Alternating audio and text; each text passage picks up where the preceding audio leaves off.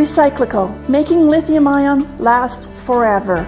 Recyclico's patented recycling process achieves up to 100% recovery of battery metals from lithium-ion batteries for electric vehicles, including cobalt, lithium, nickel, manganese, and aluminum.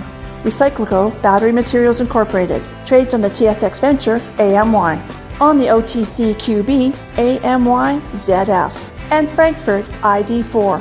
For more information, visit recyclicode.com or phone us at 778-574-4444. Recyclico, making lithium-ion last forever.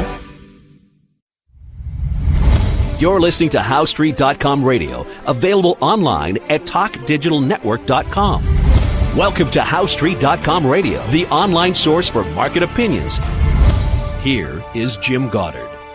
My guest is Hilliard MacBeth, author of the second edition of the book, When the Bubble Burst, Surviving the Canadian Real Estate Crash. He's also a portfolio manager and financial advisor in Edmonton. His website, MacBethMcLeodPartners.com. Welcome back to the show. It's very nice to be back. How close are we to following up your book title, When the Bubble Bursts? Well, it's interesting because the signs are starting to pile up that the consumer is finally running out of borrowing capacity. And Canadian Tire results came out about a week ago, and they mentioned that they noticed that their customers are definitely starting to stop spending as much as they used to. And, of course, obviously with interest rates at, say, an average of 6% versus 1 or 2% not that long ago, people with a lot of debt would be highly incentivized to start paying down their debts rather than going to Canadian Tire and buying more stuff. So it's not unusual, but it hasn't really shown up that strongly in the bank report. So on Thursday, as we talked, the two big banks, Royal Bank and TD, reported their results. And although there was some sign of an increase in impaired loans, people are unable to pay back their loans, the Royal Bank especially decided to lower their provisions for credit losses in the Canadian banking segment, which is their biggest segment, of course. And they based that on the assertion that the global macroeconomic situation and the Canadian macroeconomic situation is improving. And they've revised their forecast for house prices and for the housing market to a more positive view. So we're not there yet. And but as I like to say, I'm not wrong, I'm just early.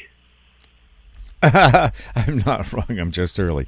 Now, do you think housing inventories will increase after Labor Day? I don't know I certainly noticed in Edmonton that inventories for sale are up. But the thing that about housing bubbles bursting is people that are faced with the prospect of selling their home not below what they paid for, because in many cases they paid a much lower price, 10, 15, 20 years ago.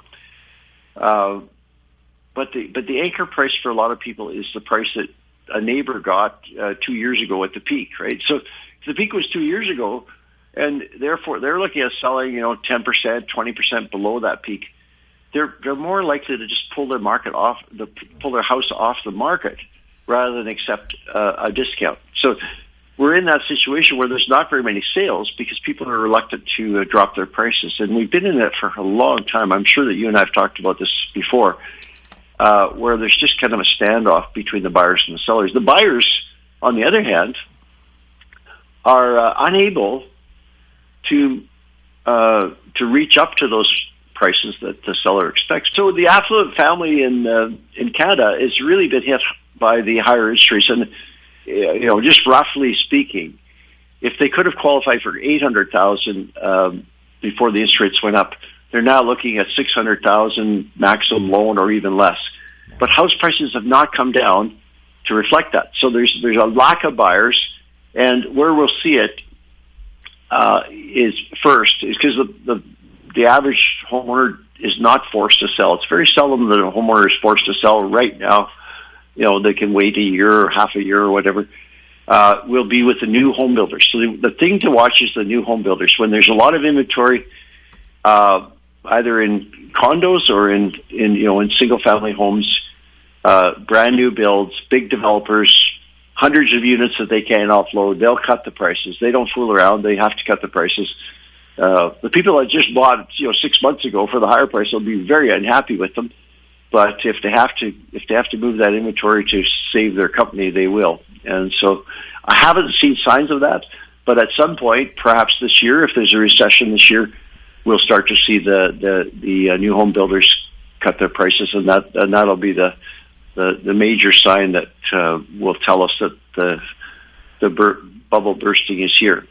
Yes, and also if the new builds come down in price, that means they'll be the same price as older homes, but why not buy the new one that has warranties and all the new bells and whistles in it? Exactly. And also, the other thing that never gets mentioned in this is actually usually the new home builders can help you arrange financing, whereas if you're buying an existing home in an old neighborhood, you just have to go to the bank and go through that whole struggle, right? So there's a lot of advantages to buying new. The disadvantage, of course, is that in most cases, in Alberta especially, you have to live quite far out. But with work from home now, it's not such a bad. It's not necessary. You're not necessarily doomed to a daily commute of 45 minutes to an hour each way, morning and night. Maybe you only have to do that once or twice a week, and the rest of the time you can stay home and work from home. So that's the it'll all sort itself out. But the underlying thing that really never gets mentioned is the household debt, which is one of the highest in the world. It's interesting. I'm talking to people. They say, "Oh, yeah, Canada's debt is really bad. It's just terrible. We have to pay it down. There's nothing we can do." They're always, this is 100%, always talking about government debt. The government way too far in debt. The government has to do something. The debt they've built up is way too high. And I gently point out to them that really the government isn't that worried about its debt because it can always print more money. It's the household and the corporation, who are some of the highest debt loads in the world in Canada, that are in trouble if they can't meet their commitments because they will have to go through bankruptcy. They don't have the option of printing more money to pay off their debts. Yeah, you're probably in financial trouble if you need to use a credit card to buy groceries. Yeah, and that's actually we were talking about new homes versus existing homes in terms of a signal. And one of the signals that I didn't say the graph on it, but credit card debts have gone way up. And I think what that is an early warning sign, canary in the coal mine, that people aren't able to pay off. A lot of people actually pay off their credit. They just use a credit card to get points, right? So they pay off the credit card every month. But what you'll start to see is they can't pay it off, so they just do the minimum payment rather than paying the whole thing off every month. And then, of course, that means when they go to put more stuff on the credit card, it very quickly goes tilt, and they're not allowed to borrow to make any more purchases. So that may be a warning sign. If we see those we already are seeing credit card outstanding debts on credit cards go up. I think the big one since we last talked was Canadian Tire mentioning in their earnings report, the quarterly earnings report, that they've seen a significant change among the consumers. Because Canadian Tire is a great Canadian bellwether. It's like if anybody saw it early, it would be Canadian Tire. They got stores practically everywhere in Canada, so they would know if something was happening, if there was a big change happening. Yeah, I know Canadian Tire was talking for a while about including supermarkets in their stores, and I said, I wouldn't buy food on a place that smelled like tires. That's the one thing I wouldn't buy there. I'd be worried about that tire smell getting into my produce. Now, I was taking a look at the bank profit reports are coming in. The Royal Bank says its profits are where they predicted they would be, maybe a bit better, but they plan to lay off up to 2% of their staff because their expenses are up 23%. The TD Bank says their expenses are up 24%, and they didn't meet their profit targets. What's going on with these big Canadian banks? Well, so there's a couple of noisy items in there that we have to mention. That is that the Royal Bank bought HSBC. So I think they consolidated their results inside the Royal Bank's numbers. So their expenses, of course, would go up because now they got way more employees. So the 23% increase for them was actually more like 13%, according to the Royal Bank, because they added all these branches and all these people. The TD, they're more exposed to the U.S. Than any of the other banks in Canada, and of course they have a couple of operations in the U.S. that are similar to some of those. If we think back to March of 2023, just 6 months ago, there's three large, medium-sized banks that went under, Silicon Valley Bank being the most famous of the three. And TD in the U.S. would be similar size to that. So they're struggling with some challenges down there, and that would be expensive. They had TD had a $305 million expense for having to back out of a purchase. They were going to buy a bank in the U.S., and the regulators wouldn't allow them to buy it. The reasoning was never really revealed, so they had to pay a $305 million breakup fee, although that wouldn't be that big a deal for an organization that size.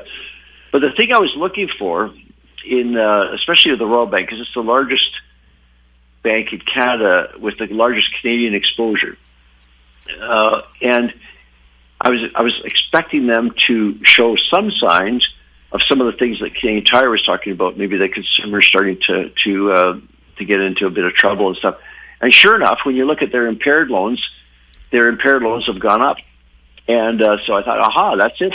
But then when I go to the bank's view of how things are going, they actually lowered their provisions for credit losses. They're called PCLs. They're a closely watched item. In the Canadian banking division, they actually lowered them by 32% because they felt that there was a better, their forecasters in the macroeconomic department said the outlook had improved in Canada for a better economy, and they changed their housing market forecast for a better housing market. So I just started to shake my head and think, wow, that's amazing, to think about all these Canadians that have all this debt and struggling with all this stuff. But if you read the Royal Bank report, everything's fine. And so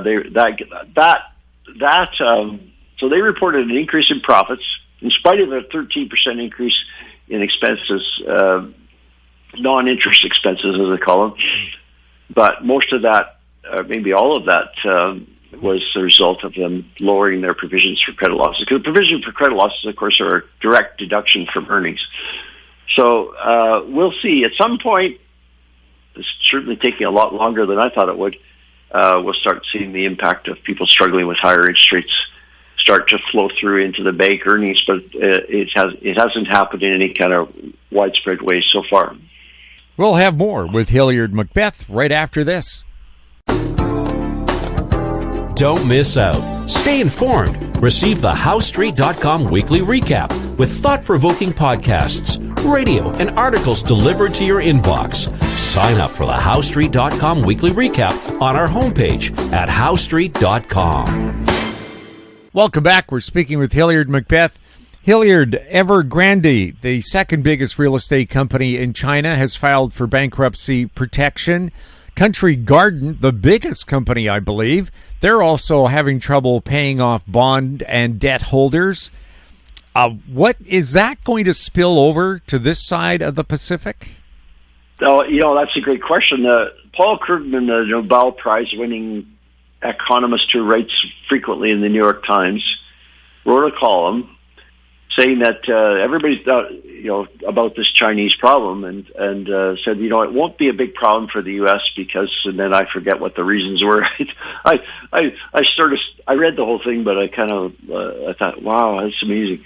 Well, of course it'll spread worldwide. There's no way that China is the second biggest economy. Depending on how you measure it, it might be the biggest economy in the world, but roughly the way usually it's measured. The U.S. is about 22%, and China is about 18% of the world economy. So, of course, it's going to, because the property market in China is the biggest sector of all. And it's quite a bit bigger than Canada's got, probably the second biggest property market as a percentage of GDP in the world. But China's even bigger. And one of the reasons is all of these families, or most of these families in China, are using the property market as a savings. They don't have the safety protection that we have in Canada and the U.S. with all of the provisions for healthcare and unemployment insurance and pensions and all that. They really are kind of on their own when it comes to that sort of thing. The safety net is not that robust. So what they do, for some reason, they got convinced that it was a great idea to buy these apartments, not to live in, but as an investment. They never move into them. So there's hundreds, if not, thousands of these buildings, sometimes in the Tier 2 and Tier 3 cities in China. They're sitting empty. And Country Garden was the largest, and China Evergrande was the second largest in that of people doing, of property developers doing that. So in about June 2021, the problems started to show up in China Evergrande, and in December of 2021, they defaulted in China. Just this month in the U.S., they filed for bankruptcy, Chapter 15. So that was on their U.S. holdings, which should be relatively small. They haven't filed for bankruptcy in China because they're not going to go bankrupt in China, but they can't meet their obligations. So they've been in talks with the debtors for 2 years now, and of course the government is very, very concerned in China because some of these people. So there's another wrinkle. I got to add one more wrinkle in here that is important to know, and that is when you buy a property in China from one of these big developers, you don't just give them the down payment.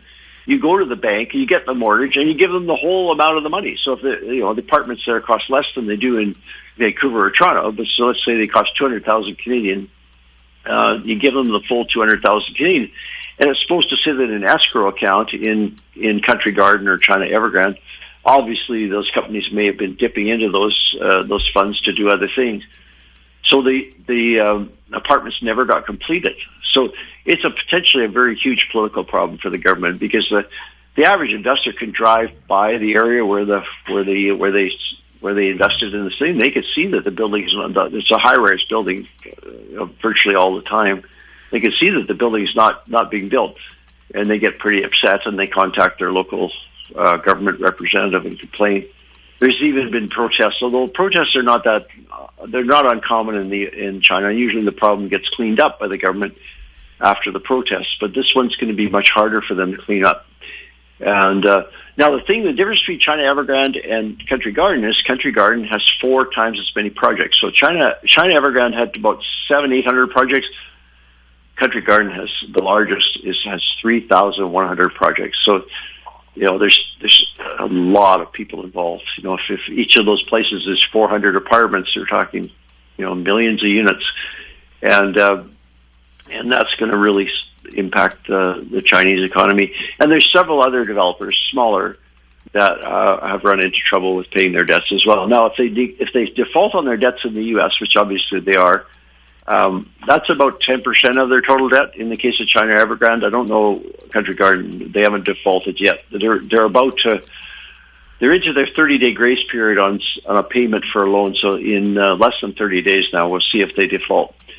But for China Evergrande, they've been in default for 2 years, and now they've filed for bankruptcy in the U.S., which of course is a pretty big move for them because it would be a embarrassment for them to have to file for bankruptcy in the U.S. And but it was pretty clear from the very beginning that the foreign lenders were probably never going to get paid. Number one priority would be to finish those buildings for those people, those investors. Number two priority would be to pay all the contractors because they'll never finish the buildings if they don't pay the contractors. And then after that would be to repay the lenders, which may or may never happen, may not happen ever.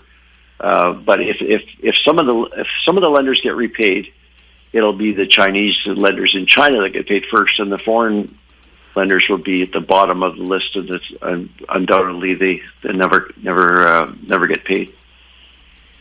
Now, if we have that kind of a spillover here, again, on the West Coast, we have a lot of Chinese investors. Would that be the first hint if they start selling off their homes here to start paying off debt in China? Well, I've thought about this quite a bit. I guess the thing is the safety. So if things are imploding in China, and there are some articles that are pretty apocalyptic in a way that China's had this amazing boom. I wrote about this in my weekend note, which everybody, by the way, is free to subscribe to. I wrote about it about a week or two ago. And the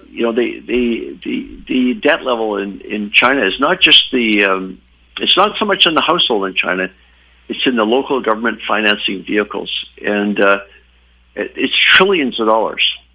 So if it turns out that they can't, the reason the local government financing vehicle gets involved is because they provide the land. So they control the land, they provide the land, they either direct a bank to give the loan to the developer, or they give the loan. They're involved in lending the money themselves, and then the government gets involved, and then the developer builds the units, and everybody's happy until they're not happy.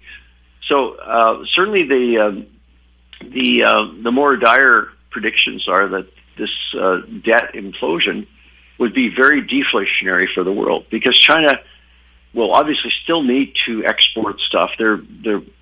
It's not really a consumer-driven economy the way ours is. It's only the average Chinese consumer is not nearly as active in consuming the way North Americans are.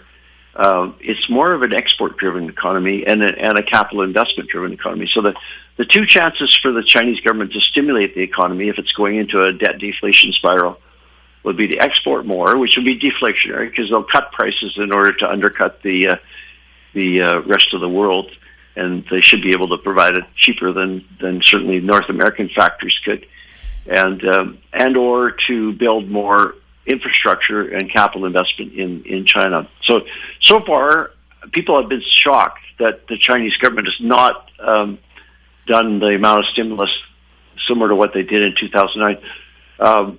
It's quite amazing to realize that in 2009, when the Americans were bailing out, the Wall Street banks and GM and Chrysler and all that, they spent trillions of dollars doing that.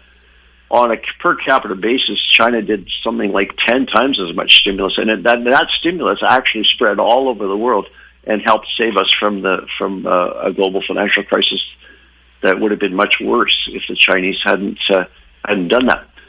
So this time it's different. They're not doing the stimulus, and it's a little bit surprising because by now everybody would have bet a lot of money that by now the Chinese government would have provided quite a large stimulus to the economy. So either the leadership is convinced that it's not the right thing to do, or they're kind of frozen in indecision and they don't know what to do. But they've got lots of very highly trained people working there for them and advising them. So I don't know. It might be an ideology thing that they don't feel like they should be bailing everybody out, but isn't that, it's kind of ironic? The capitalists bail out all the banks and the big companies, and the communists let them go under. It's it's kind of the opposite of what you'd expect. Well, let's be honest. The Chinese Communist Party is really the Chinese Fascist Party because they don't pay for your education, they don't pay for your hospital care. It doesn't sound very socialist to me. Yeah, the communist, socialist, capitalist labels are getting very confusing. Pretty blurry. Very blurred for sure. Yeah, it's let's just say it. They're not a democracy. No, as I mentioned that thing about the protests, that's actually their democratic impulse comes from those protests, and it usually works. A whole bunch of people that got stiffed on giving the money to Country Garden to build that apartment, they get together and they stage a big protest, and the government usually swoops in. So that's between them and the local government. Beijing isn't really involved in that. But then when they see the protests, the local representative, the Communist Party representative, reports up the line to Beijing, and Beijing steps in and says, okay, we'll fix it. We'll order the local government authority to fix it.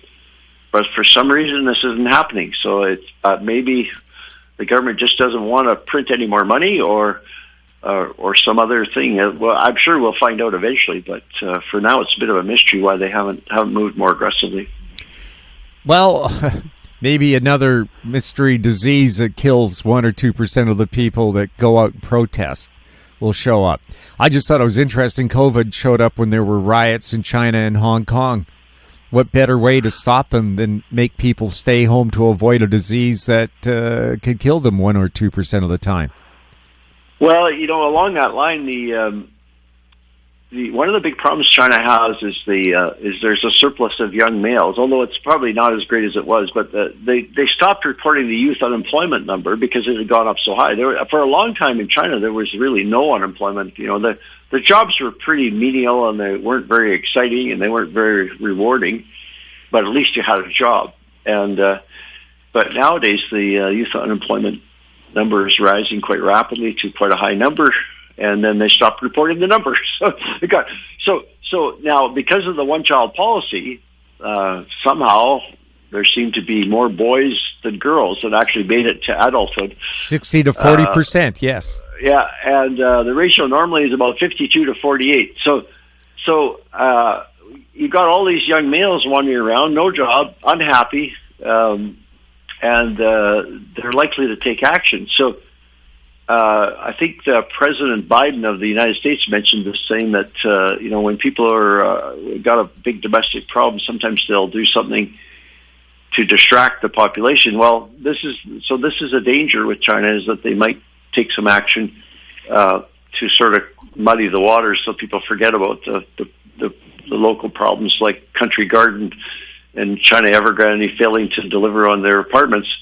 By starting a war or something similar to that. So that's a big worry. A lot of people have mentioned that in stuff that I read, and that historically that's happened quite often. So I wouldn't be surprised. If they invaded Taiwan, for example, even though the U.S. is committed to supporting Taiwan and all that stuff, I don't suppose that it would start a world war. I don't think the U.S. is going to go to war over Taiwan, even though they're committed with a treaty to help the Taiwanese people. But there's a lot of potential surprises coming from whenever you get a debt deflation spiral, like the U.S. hasn't really had one since the 1930s. There's some really difficult situations that emerge because people just, when the price of the asset is dropping and the incomes are dropping, that debt that they subscribe to looms larger and larger. And there's really nothing they can do to pay it off. So the prehistorical solution was to declare a debt jubilee. When the king was able to do it, because most of the loans were made by the king, he would just cancel all the debts because he didn't want all the peasants to be foreclosed on and lose their land and everything. He needed them to keep producing the food and also to work for him by going in the army to fight wars. So he would cancel all the debts. But nowadays, now good luck. See the thing they're having with the student loan debts, which most of those people will never be able to repay. The government tries to cancel them, but politically it's a very difficult thing. Well, it seems to me, too, they should be worried about another Chinese revolution, the U.S. revolution, the Russian revolution, the Chinese revolution, all sparked because people thought their financial situation couldn't get any worse, so what did they have to lose? Yeah, I mean, if you can't pay your debts and there's no way out, and the government can't forgive all those debts, which is, going back thousands of years, that's the way they got around this cycle.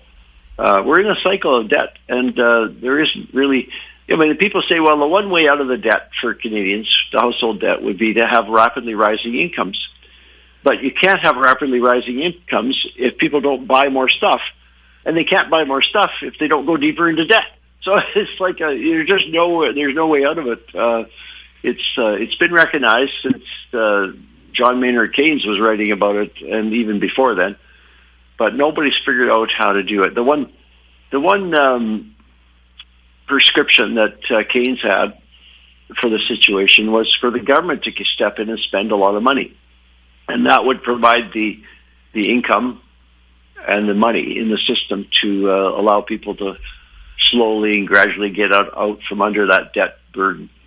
But if any government today tried to step in and spend the kind of money that was spent in COVID, for instance, in Canada, over $400 billion deficit, they wouldn't last 5 seconds, I don't think. So it's a very tough problem. There's no real easy solution to it. Hilliard, thank you so much for chatting with us. Thank you for having me on your show. My guest has been Hilliard MacBeth, author of the second edition of the book, When the Bubble Burst, Surviving the Canadian Real Estate Crash. His website, MacBethMcLeodPartners.com. If you have any questions for Hilliard or for any of our guests, you can send them to info@HowStreet.com. Our popular YouTube channel is Talk Digital Network. Find us on Twitter @HowStreet. We're also on Facebook. I'm Jim Goddard. Thank you for listening. Comments made on HowStreet.com radio are an expression of opinion only and should not be construed in any matter whatsoever as recommendations to buy or sell any financial instrument at any time. Available online at TalkDigitalNetwork.com. HowStreet.com radio is a production of HowStreet Media Incorporated.